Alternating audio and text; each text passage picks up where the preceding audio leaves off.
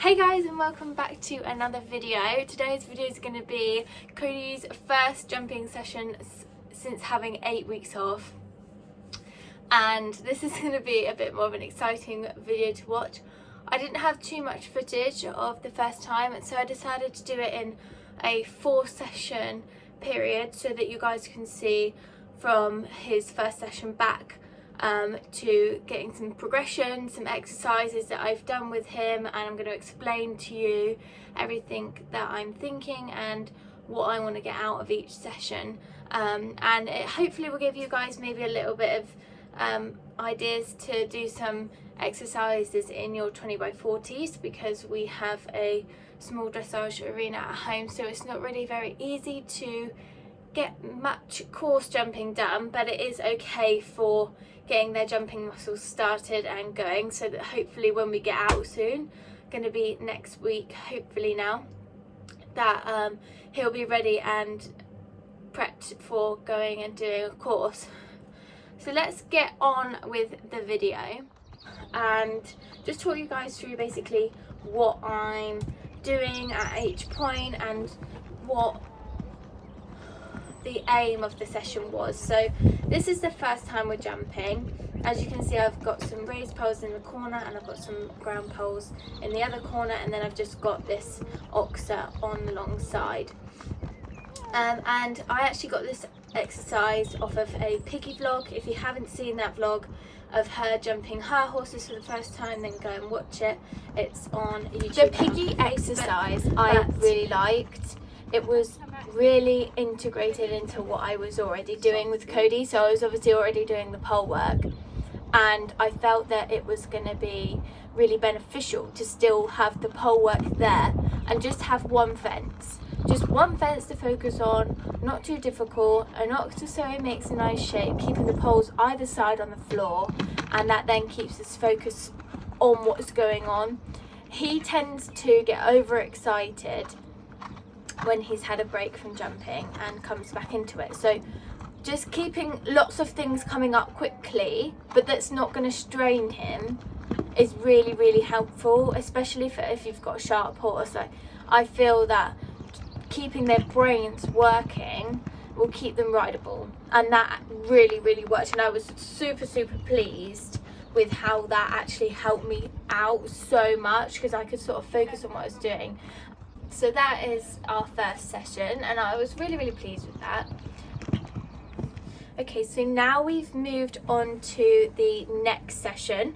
I'm just warming him up here. I like to warm up and do a bit of long and low, changing their outline, changing the speed, especially I've learned of Tammy, she gets me to do a small circle and then do some canter leg yields to get them back on their hops, and then she'll get me to push them up the long side, stand up out my saddle, and just to get them really listening to you and adjustable. So that's what I'm just doing here. He's really calm. I'm really happy with the way he was going to this day. He feels so much better, and he's looking really good at the moment actually, which I'm really pleased about. Again, my riding is still a bit too forward over the shoulder, and my hands are still a bit tense, but however, still, again, I hope you guys can see that it improves in this. This exercise is actually based off of one that Megan Elphick did on her channel, Elphick Event Ponies, that she did a couple of weeks ago, and it was the same week that she did it, I did it as well. I really liked the look of the exercise. It was kind of like a grid, but a bit different. You had just a jump on the straight and a couple of strides after, another jump down the centre line, and then 2 jumps either side that you could go over the centre line, jump, and then turn to either way, so it keeps the horses on their toes. However, Codi is a bit bigger, not much bigger I suppose than some of her ponies, but a bit bigger than her ponies, and I wanted to keep the forward stride, so actually it didn't work really because it was too tight on the turns. It was just making it really awkward. But what was funny is I made the first jump, I just had it on the floor. I just had 3 poles on the floor, and I sort of spread them out like as if to be like a fake ditch. And as I turned to it, when I got up to it, Cody just stopped, just completely spooked at it. And unfortunately we didn't get that on video. Ads wasn't videoing at that point, so we didn't manage to get that on video. But as you'll see now, I think might be able to hear me growl a little bit as we're coming round to it again. And then he just makes a bit of a wobbly line to it, and it just isn't very pretty. But that is why, because he did have a spook at the poles on the floor originally. But yeah, I'm really pleased, because a lot of the time over a grid or something, he does tend to rush after the fence, and he was coming right back to me and staying really calm. So I was really excited about that. And I wanted to try and focus on landing on the correct lead after the fence, and that's so important when you are jumping to try and land on the correct leg. It really helps you when you're turning, and especially in the cross country, you want to be landing on the right leg so that you can make your turns easier, and you can just give the horse the best chance of coming in at a nicer stride. I was really pleased with the way he was jumping this day. He just felt really springy, and like he was making a much nicer shape over the fence. You can see here he's starting to stop bobbing his head so much, and my hands are a bit better, my position's a bit better. Still not perfect, nowhere near, and at the moment I'm holding my hands a bit more like a motorbike, so I need to remember to turn my wrists out. But obviously this is our second time jumping, and so we're just getting back into the swing of things. Good boy. So there, I'm a little bit tense with my hands. I just need to be softer and allow him to have a bit more freedom, so that he doesn't feel that his stride is too weak to go over the fence, and that's why he rushes. And again, just coming round trying to reinforce it was better. Good. It does look a bit fast, but again, because I'm in the 20 by 40 arena, it just comes out quite quick. So I don't want to slow down that canter too much, because then when I come into a course where there's more space, I'm going to struggle with getting the right striding. So yeah, hopefully you guys can see that we have improved a little bit over that week. Not quite as unbalanced, still unbalanced, but not quite as bad. And just getting to see where he's at with jumping some other jumps. And I was really, really pleased with the consistency of Cody and his behaviour again. And everything was really, really encouraging. And he actually feels really good at the moment. He feels really, really happy and really, really strong. So I'm very, very pleased about that. So it's really good and encouraging to know that your training's been working. And there he's just having a lovely stretch. He's like, I'm so happy. And here I'm just getting him ready and tacked up. I always do this stretch.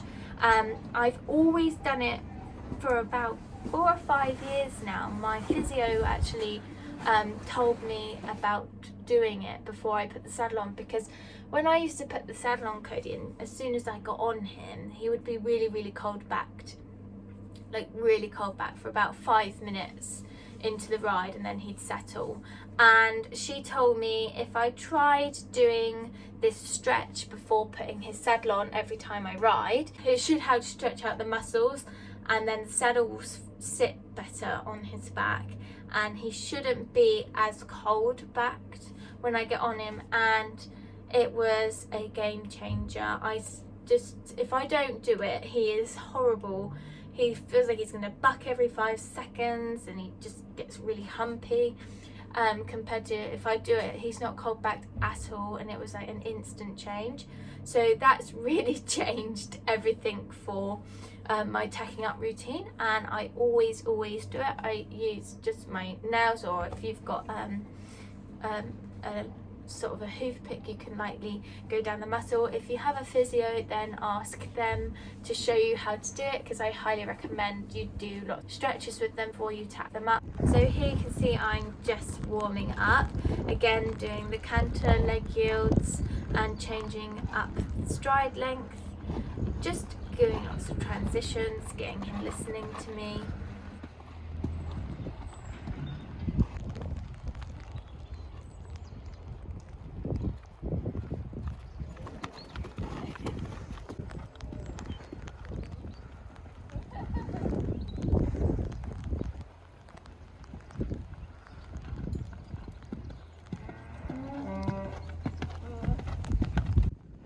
Oh, so that's as naughty as it got.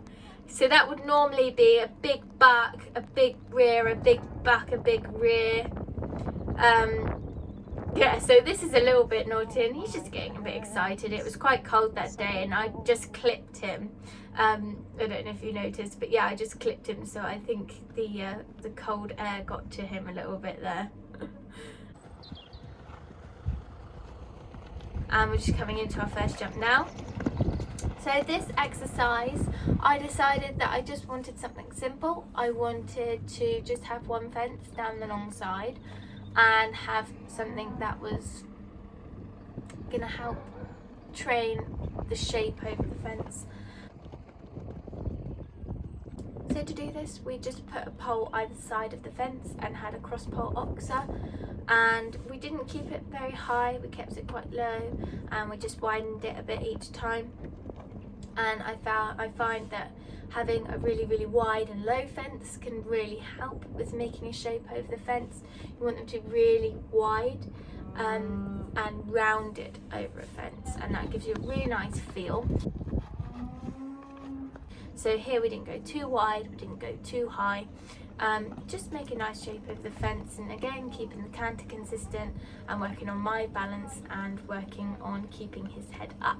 Now this session I felt that my riding really did look a lot better and felt a lot better. I'm a little bit tight with my hands still, but again the balance is all to do with that. If I'm not balanced in my body, then my hands can't be soft. So you guys will see here that it's a bit better.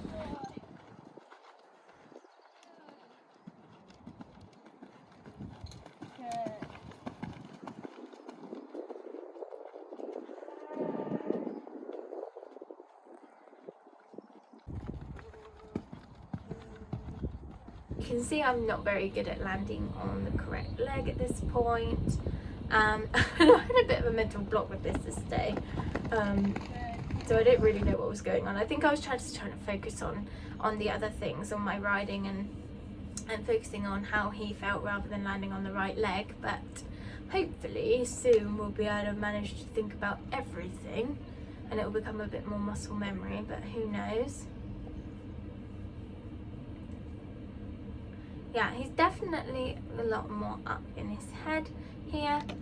Good boy. Oh, there we managed to actually make sure that we got on the right leg. Yeah.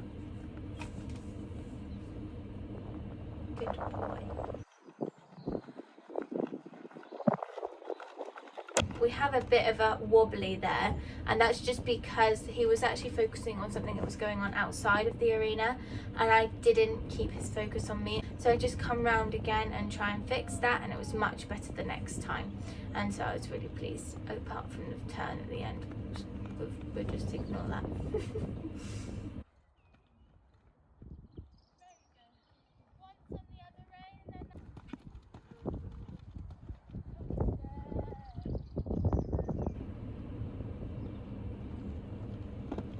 Good boy. So there you see he's making a much nicer jump over the fence, and it feels so much more comfortable. My riding's improving, and I was really happy with that exercise. He's a happy boy. So here we're moving on to the last session of this video, and I'm not going to lie, I had a huge mental fart that day. I warmed up fine, he was going really nicely, I felt more balanced, I felt more stronger in my body, and everything was going really, really well. You can see here I'm just warming up. He's happy.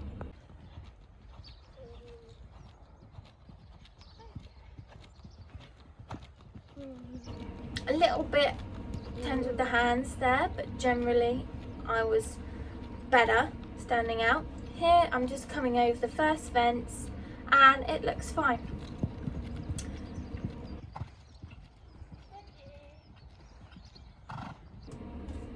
It's just a one-strided double that I decided to do for this session, and I decided to do that because I've had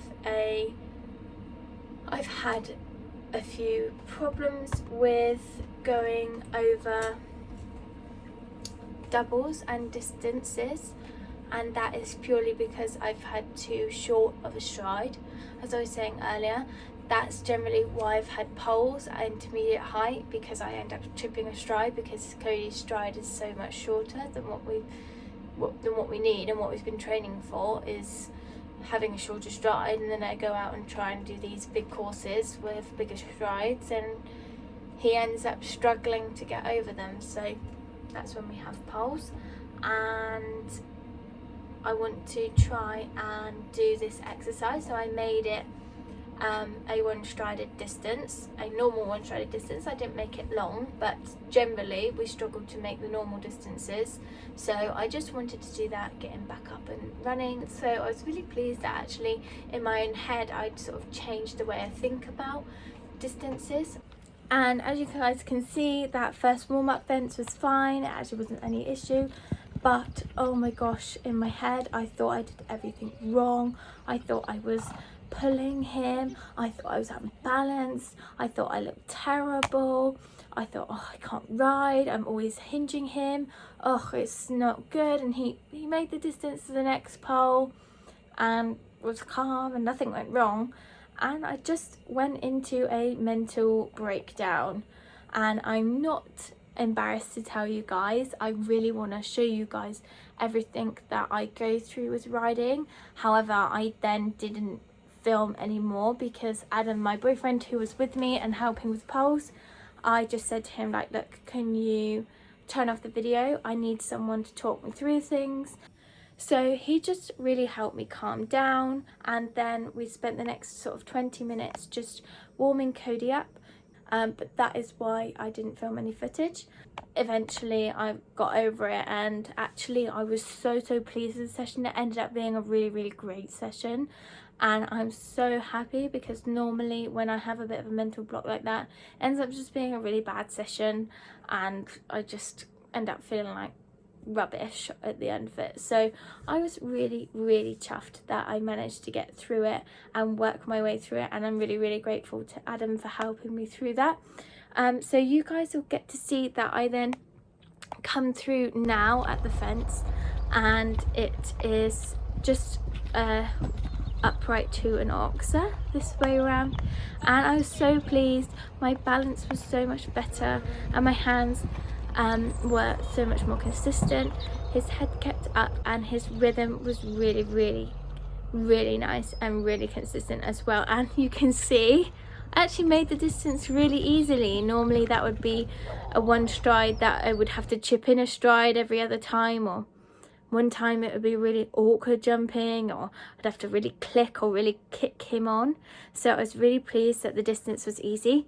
I'm so happy, and I feel like the distances are going to be so much easier for me this year, and I can go into a show jumping course feeling so much more confident than I ever have done. And hopefully we can change up my show jumping stats to being a bit better, and start getting some clear rounds more consistently like we used to. I hope you guys have enjoyed this video and have found it beneficial. I hope you enjoyed this video, guys. If you did, don't forget to give it a big thumbs up and comment below or message me. I really enjoyed hearing all of your comments and reading all of your messages last vlog, And don't forget to turn the notification bell on, because I'm going to be coming out with so many more vlogs coming out soon. We're going to go cross country schooling, we're going to go out with the horses for the first time since Christmas. It's before Christmas. Yeah, so don't forget to turn your notification bell on, because you guys don't want to miss out on these videos. Thanks for watching, and I'll see you real soon. Bye. And found brain fart.